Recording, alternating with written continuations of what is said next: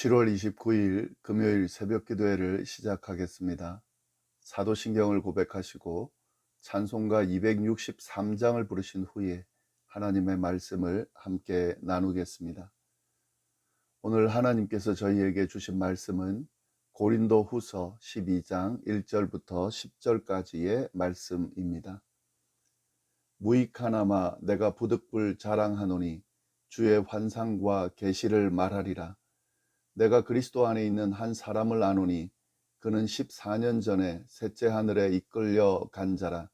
그가 몸 안에 있었는지 몸 밖에 있었는지 나는 모르거니와 하나님은 아시더니라. 내가 이런 사람을 아노니 그가 몸 안에 있었는지 몸 밖에 있었는지 나는 모르거니와 하나님은 아시느니라. 그가 낙원으로 이끌려 가서 말로 표현할 수 없는 말을 들었으니 사람이 가히 이르지 못할 말이로다. 내가 이런 사람을 위하여 자랑하겠으나 나를 위하여는 약한 것들 외에 자랑하지 아니하리라. 내가 만일 자랑하고자 하여도 어리석은 자가 되지 아니할 것은 내가 참말을 함이라.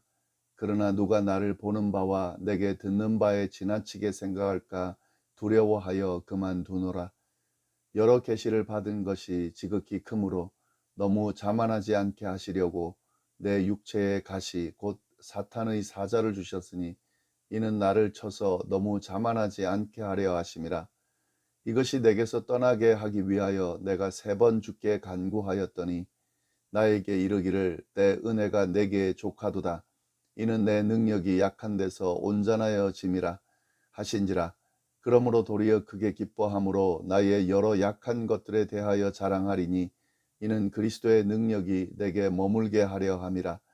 그러므로 내가 그리스도를 위하여 약한 것들과 능욕과 궁핍과 박해와 곤고를 기뻐하노니 이는 내가 약한 그때에 강함이라. 아멘. 오늘은 고린도후서 12장 말씀을 함께 나누겠습니다. 이 오늘 본문 12장에서도 바울의 자랑이 계속되는데요. 그렇지만 바울은 자신의 자랑을 고린도 교회 성도들에게 늘어놓으면서 그것이 어리석은 일임을 반복해서 강조하고 있습니다. 오늘 본문 1절도 그렇게 고백하면서 시작합니다. 무익하나마 내가 부득불 자랑하노니 이렇게 시작하는데요. 바울은 자신을 자랑하는 것이 어리석고 무익한 일이라는 것을 알고 있었습니다. 그러나 어쩔 수 없이 자랑을 하고 있다 하는 것이죠. 왜냐하면 바울의 대적자들이 자기 자랑을 늘어놓으면서 바울을 비난하고 바울의 가르침을 부정하고 있는 거죠. 그러면서 고린도 교회 성도들을 현혹하고 있기 때문에 이들의 잘못을 지적하면서 성도들이 현혹되지 않도록 하기 위해서 바울 자신의 자랑을 늘어놓고 있는 겁니다. 오늘 본문에서 바울은 어떤 자랑을 하냐면 환상과 계시에 대한 경험을 자랑합니다. 이 자랑은 바울이 경험한 아주 신비하고도 특별한 자랑거리인데요. 이 자랑을 하는 이유는 고린도 교회 당시 상황 때문이었습니다. 고린도 교회의 문제 중에 하나가 뭐냐면 성령의 은사를 무분별하게 드러내고 사용하는 것이었습니다. 성도들 중에 다양한 성령의 은사를 받은 사람들이 많았는데 그들 중에는 이 성령의 은사를 뽐내고 자랑하는 데 사용하는 그런 모습을 보이는 사람들이 있었습니다. 그들이 받은 은사와 그들이 경험한 영적인 체험들을 마치 대단한 것으로 여기면서 그것을 자랑하고 경험하지 못한 사람들을 무시하는 모습까지도 보였습니다. 이런 모습들로 인하여 교회가 어수선해졌고 교회가 분열되는 모습까지도 보이기 시작했습니다. 그래서 바울은 자신이 경험한 환상과 계시의 체험에 대해서 자랑을 늘어놓으면서 그들이 경험한 것이 어떤 것이며 또 바울이 그들보다 훨씬 더 깊은 경험을 했다는 사실을 통해서 그들이 무엇이 잘못되었고 또 그들의 모습이 옳지 않다는 사실을 쭉 이야기하려고 하는 거죠. 바울이 자랑한 환상과 계시의 경험이 어떤 것이었을까? 이제 2절부터 그 내용이 나오는데요. 1절 말씀이 이렇게 되어 있죠. 무익하나마 내가 부득불 자랑하노니 주의 환상과 계시를 말하리라. 어떤 환상과 계시냐? 내가 그리스도 안에 있는 한 사람을 아노니 그는 14년 전에 셋째 하늘에 이끌려간 자라. 그가 몸 안에 있었는지 몸 밖에 있었는지 나는 모르거니와 하나님은 아시느니라. 내가 이런 사람을 아노니 그가 몸 안에 있었는지 몸 밖에 있었는지 나는 모르거니와 하나님은 아시느니라. 바울은 자신이 경험한 환상과 계시의 체험에 대해서 자랑을 시작하면서 먼저 내가 그리스도 안에서 한 사람을 아노니 이렇게 표현하면서 그 자랑을 시작합니다. 이 바울의 체험인데 마치 다른 사람의 경험인 것처럼 지금 객관화하면서 이 자랑을 하는데, 이 이유는 자기가 경험한 지금 말하려고 하는 이 자랑거리의 주체가 되는 자신을 객관화하면서 지금 거리를 두는 거죠. 왜냐하면 이 자랑으로 인해서 자기 자신에게 주목하지 못하게 하려는 의도가 이 안에 담겨 있습니다. 이 경험을 하고 이 경험을 지금 자랑하고 있지만 그 자랑을 지금 해가지고 마치 자신이 대단한 것처럼 생각하지 않게 하기 위해서 객관화시키는 거죠. 내가 그리스도 안에서 한 사람을 아는데 그 사람이 이걸 경험했다더라 라고 이야기하는 거죠. 물론 이건 바울의 자랑입니다. 바울은 14년 전에 셋째 하늘에 이끌려가는 경험을 했다고 고백하고 있습니다. 이 셋째 하늘이라는 것은 그 당시 우주관에 근거한 표현인데요. 그 당시의 우주관은 어떤 우주관이었냐면 하늘이 세 가지로 나눠진다 이렇게 생각을 했습니다. 첫째와 둘째, 셋째가 있는데 첫째 하늘은 새들이 날아다니는 대기권을 의미합니다. 그리고 둘째 하늘은 해와 달을 그리고 별들을 볼 수 있는 대기권을 벗어난 영역을 의미하고요. 셋째 하늘은 하나님이 거하시는 보이지 않는 세계를 가리켰습니다. 바울이 셋째 하늘에 이끌려가는 경험을 했다는 것은 즉 하나님이 거하시는 보이지 않는 세계에 들어가는 경험을 했다는 것입니다. 바울은 이 보이지 않는 세계를 경험했다는 거죠. 바울은 자신의 체험에 관해서 몸 안에 있었는지 몸 밖에 있었는지 모르겠더라 라고 두 번 묘사를 하는데요. 이 표현은 뭐냐면 자신의 영적인 체험에 대한 그런 어떤 체험을 했는지를 알려주는 것이기도 하지만 자신은 정확히 모르지만 하나님이 아신다는 것을 강조하면서 이 체험이 너무 신비한 체험이었다. 그리고 다 알 수 없는, 인간으로서는 다 알 수 없는 그런 체험이었다라는 사실을 강조하는 거죠. 자기가 분명히 체험은 했지만 그 상황을 정확하게 설명할 수 없을 정도로 신비한 그런 체험이었다 하는 거죠. 바울은 이 셋째 하늘을 낙원으로 표현하면서 언급을 하는데요. 4절 말씀 보시면 그가 낙원으로 이끌려가서 말로 표현할 수 없는 말을 들었으니 사람이 가히 이르지 못할 말이로다. 셋째 하늘, 보이지 않는 세계, 하나님이 거하시는 보이지 않는 그 세계는 바울이 경험하기에 어떤 곳이라는 거죠? 낙원이었다는 거죠. 낙원으로 끌려가서 그는 또 말로 표현할 수 없는 말을 들었다고 자랑합니다. 그냥 끌려가서 보는 것으로 그친 것이 아니라 그곳에서 어떤 말을 들었다는 거죠. 근데 그 말은 표현할 수 없는 말이었다는 거죠. 바울은 그 내용이 무엇인지 밝히지는 않고 있지만 그 내용이 뭐냐면 사람이 말하는 것이 허락되지 않은 말이었다는 거죠. 그만큼 신비하면서도 말로 표현할 수 없으면서도 누군가에게 표현하지 못할 허락되지 않은 그런 천상의 말을 들었다라고 지금 바울이 자랑하고 있습니다. 바울이 이처럼 자랑하는 환상과 계시의 체험은 사실 쉽게 누군가가 경험할 수 없는 그런 체험이었습니다. 아마도 고린도 교회 성도들 중에서 그 누구도 경험하지 못한 그런 경험을 바울이 했을 것으로 보이는데요. 바울은 이러한 자랑을 늘어놓으면서 자랑하는 그 어떤 사람들보다 높은 차원의 영적 경험을 했음을 강조하고 있습니다. 그러니까 그 고린도 교회 성도들, 바울의 대적자들, 특히 막 자기 자랑을 늘어놓는 이 영적인 체험에 대해서 자랑하는 그 사람들의 자랑이 자기가 경험한 것에 비하면 별거 아니라는 사실을 지금 이야기해 주는 거죠. 그리고 그들이 바울을 비난하면서 바울이 별것 없는 것처럼 말하지만 사실 바울은 그렇게 쉽게 말할 그런 존재가 아니라는 것을 지금 바울 스스로 알려주고 있는 거죠. 그런데 바울은 이 자랑으로 끝내지를 않습니다. 5절 말씀 보시면 내가 이런 사람을 위하여 자랑하겠으나 나를 위하여는 약한 것들 외에 자랑하지 아니하리라. 바울은 자기 자랑을 늘어놓는 대적자들 때문에 이 자랑을 하고 있다고 또 고백을 합니다. 그 이유를요. 그러나 그들 때문에 이런 자랑을 늘어놓긴 하지만 사실 자기를 위하여 자랑할 내용은 뭐냐면 약한 것들이라는 거죠. 바울은 약한 것들 외에 자랑하지 않겠다고 고백합니다.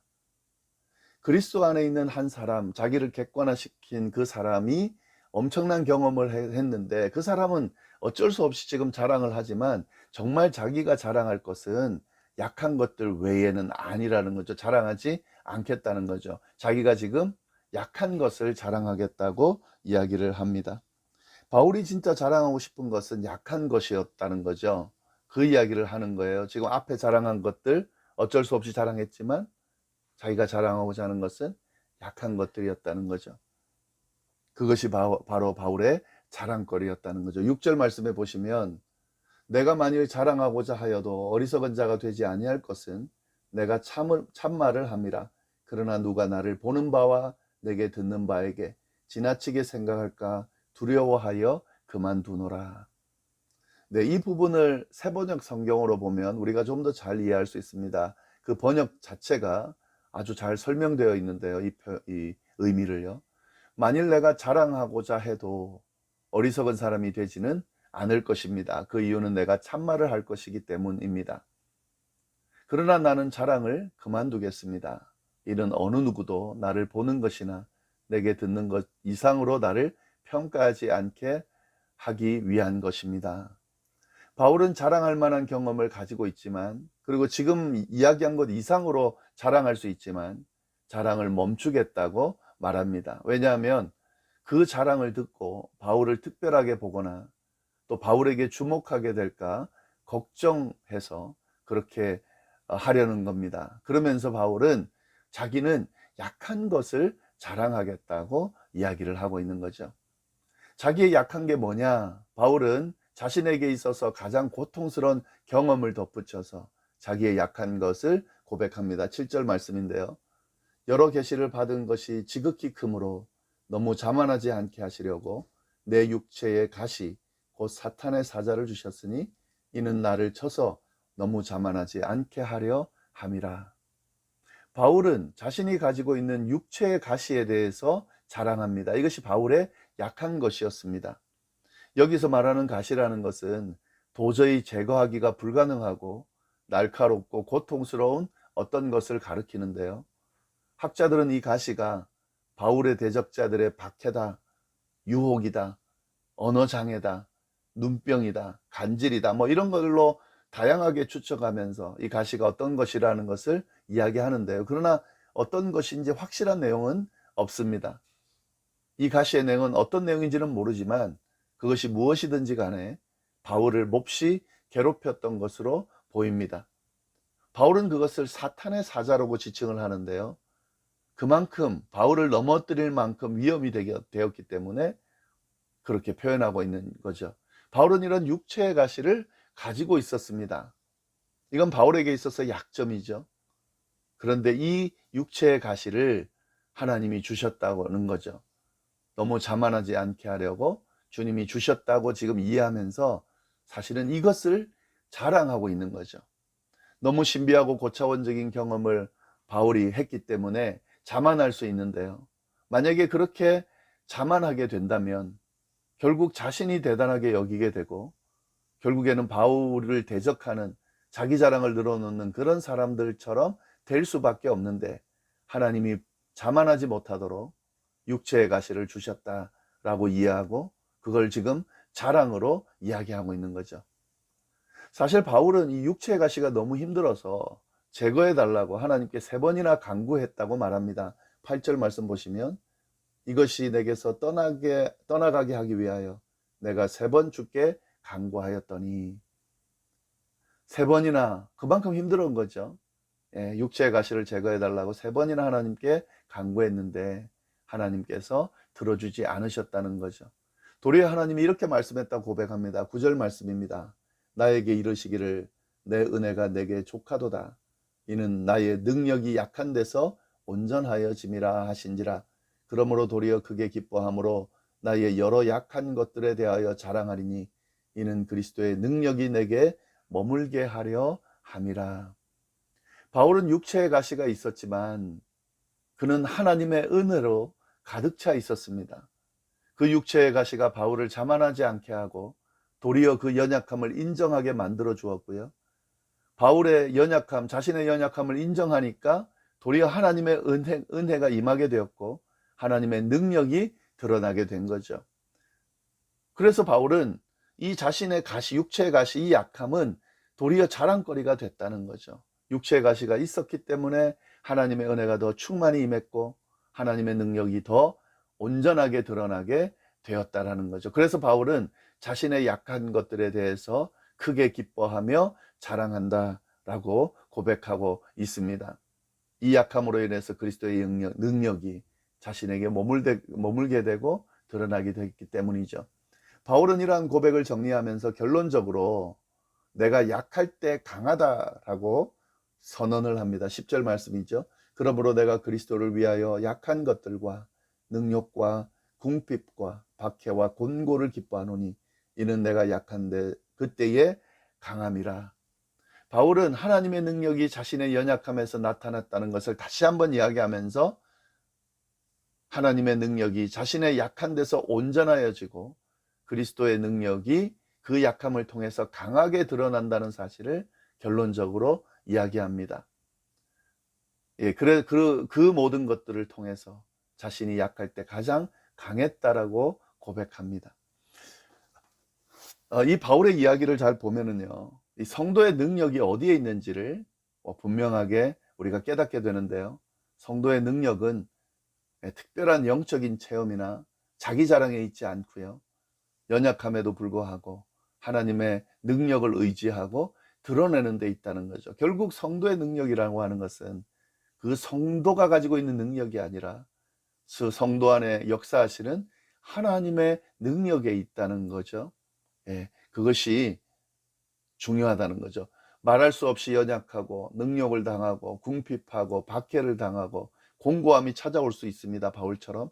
그러나 그 안에서도 그리스도를 기뻐할 수 있고 그 안에서 역사하시는 그리스도의 능력을 드러낼 수 있을 때 그것이 바로 강함이라는 사실을 바로 바울을 통해서 우리에게 설명해 주고 있습니다. 네, 이 말씀 좀 잘 정리하면서 오늘 하루도 승리할 수 있기를 바랍니다. 기도하겠습니다. 하나님 아버지 참으로 감사합니다. 새 날을 주셔서 감사하고 또 이 새 날을 말씀 안에서 시작할 수 있도록 인도해 주셔서 감사합니다. 그리스도인으로서 우리의 강함이 어디에 있는지 다시 한번 알려주셔서 감사합니다. 우리가 경험한 것이나 우리가 가지고 있는 어떤 것으로 자랑하는 것이 아니라 우리 안에 있는 그 약함을 통해 드러나는 그리스도의 능력을 자랑하는 우리의 삶이 될 수 있도록 주여 인도하여 주옵소서. 우리에게 약한 모습이 있습니다. 그러나 그 약한 모습을 그대로 인정하고 하나님의 능력이 그 모든 약함을 채울 수 있도록 도움을 요청하고 그 안에서 그리스도의 능력을 드러내므로 우리의 강함이 드러나는 그런 아름다운 삶을 살 수 있도록 주여 인도하여 주옵소서. 오늘 하루도 어디에서 무엇을 하든지 주님의 능력 안에서 주님의 능력을 드러내면서 사는 우리의 삶이 되도록 인도하여 주옵소서. 함께하여 주시기를 바라고 이 모든 말씀을 예수님의 이름으로 기도드립니다. 아멘.